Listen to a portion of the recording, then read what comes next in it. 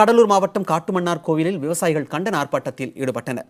கடன் தொகையை திரும்ப செலுத்தாததால் விவசாயிகளின் டிராக்டர்களை பறிமுதல் செய்ததற்கு கண்டனம் தெரிவித்து திமுக, கம்யூனிஸ்ட் கட்சிகளுடன் இணைந்து விவசாயிகள் வங்கி முன் ஆர்ப்பாட்டத்தில் ஈடுபட்டனர்.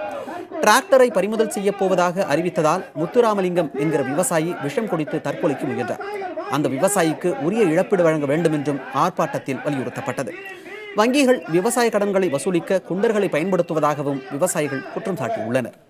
நம்முடைய காட்டுமன்னார்குடி வட்டத்தில் விவசாயம் என்னால் பண்ண முடியல. ஒன்றும் பேர புள்ளியெல்லாம் சின்ன சின்ன புள்ளிவங்க, அதுவும் ஒன்றும் எல்லாம் படிக்கிறத ஒழிய ஒன்றும் விவசாயம் பண்ண முடியல.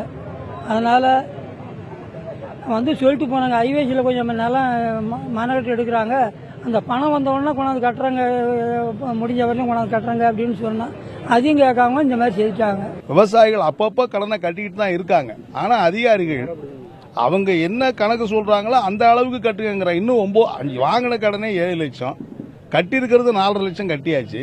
இன்னும் 9 லட்சம் ரூபா கொடுனாக்கா என்ன கணக்கு? போலீஸும் வங்கி அதிகாரிகளும் எங்களை நீங்க யாரா கடனை கட்டுறதுக்கு துப்புல இங்க எதுக்குடா வரீங்கன்னு அநாகரிகமான முறையில் பேசி எங்களை வெளியில தள்ளுறதுக்கு முயற்சி பண்ணாங்க.